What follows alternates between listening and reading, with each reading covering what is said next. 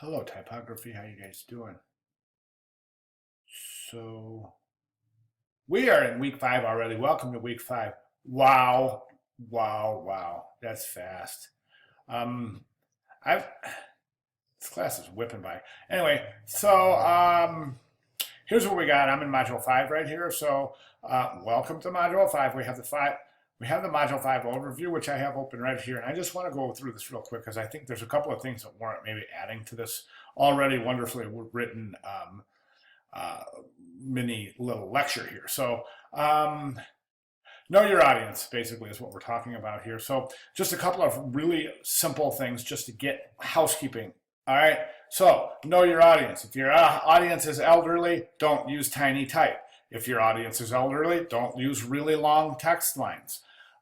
If your audience is elderly, don't kern or lead your type too tight. Really intuitive things as far as type goes. So start your knowledge of type based on intuition, based on common sense, okay?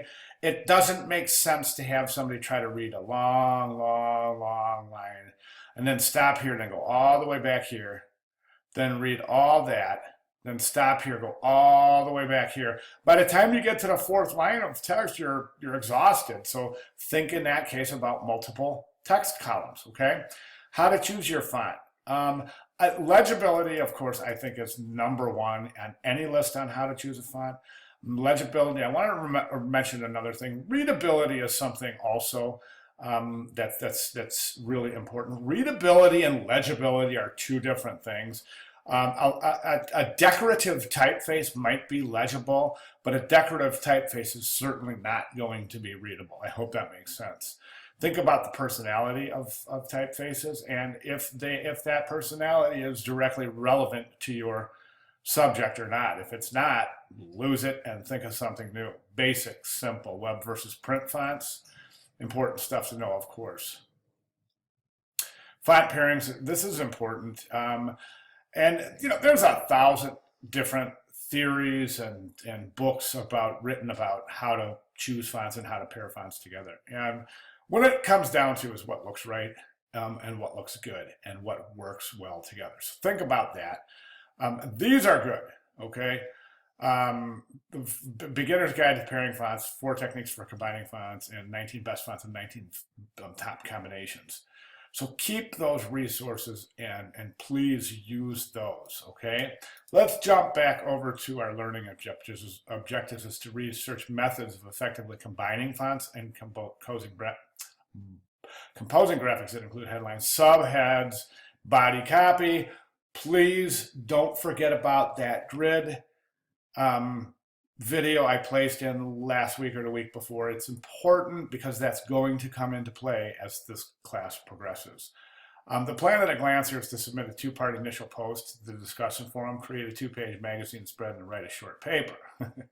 Respond to your peers in the discussion board. So for the 5-1, you'll submit an initial discussion post consisting of 2 parts. You'll upload and share 2 images for further discussion, and you will address related questions and then respond. Okay, so let's go to the rubric and let's see what we have here. So,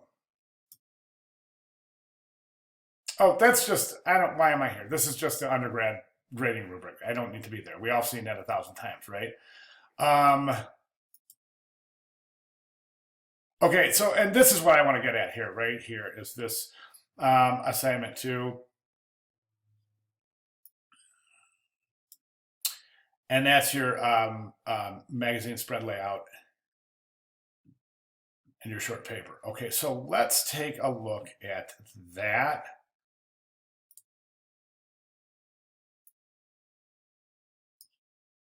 I just want to close this down a little bit so we can get it in the window that it's not going to fit, but close enough. Anyway, so for this assignment, create 2 magazine. I hope you guys can see that. If not, I'll just keep reading. But for this assignment, create 2 magazine spread layouts. 2 magazine spread layouts and write 1 short paper. What is a spread layout, folks? 2 pages. Okay, it's a spread. 2 pages. You can choose one of the 3 articles provided for you, or you may choose your own article. Use the copy from your chosen article to create the layouts. Then write your short paper to explain and describe how you integrated the elements of design elements into the copy. And then here is your topics. Okay.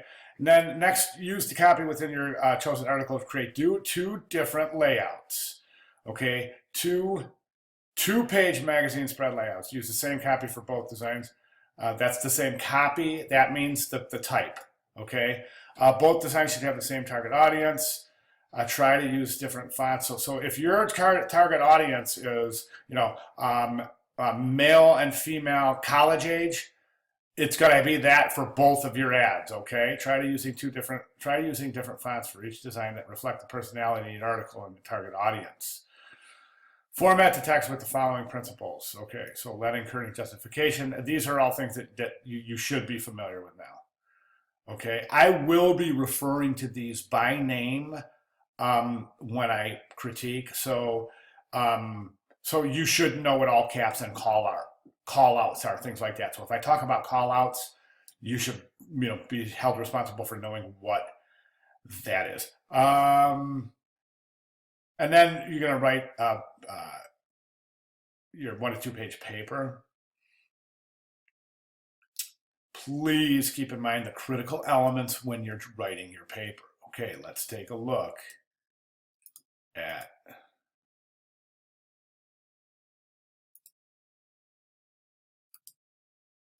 let me see.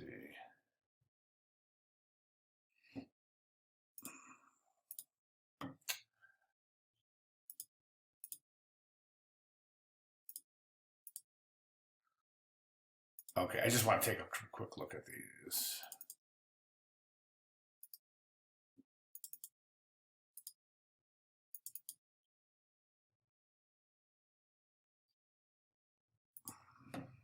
Come on now. Of course, I can't get through a session without something on my computer freaking out. And of course, this is where I say, boy, do I miss the good old days when. Okay, here is your. Okay, I'm not going to mess around much more here because I'm wasting valuable time, and I don't think it's worth the time of watching my little beach ball of death spin around. Thank you very much, Apple and Adobe. So we've got our creative brief here. So you want to really, boy, I wish these worked. Okay, here we are. So here's your article. Here's your body copy. Okay, so how do you arrange? What I would do is this. God, seriously. Excuse me, one sec. Oh, excuse me. Okay.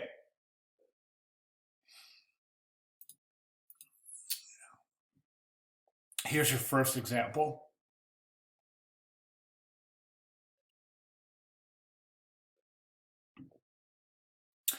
Okay, so for me, is this a 2-page spread? To me, this is not a 2-page spread.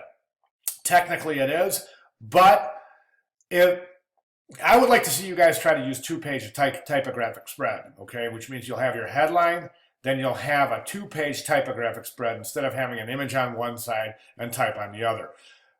I prefer you do a 2-page typographic spread. I think it's better practice for you guys, and I just think it's much, much, much better for you to work on that, okay? Let's see what we got over here. That's a nice spread. A couple of problems here is we have there's no alignment here. There's no alignment right here. I would align that with this type here. And then there's the baseline alignment is off as well. Okay, and then but these are really nice layouts. If you can really think about something like this, it would be great. And then there's your 2-page spread as well. Okay, so that's awesome. Good examples there. All right. And of course, last but not least, you have your guidelines for submission. So please pay attention to that.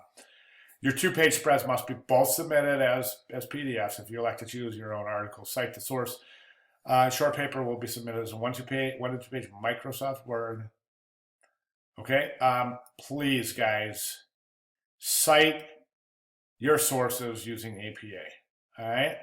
And then there's your grid, so that'll really get you to, I always suggest you leave the grid open when you're working on the project. That way you kind of have a really keen direction of where you're at and where you need to be, like a roadmap.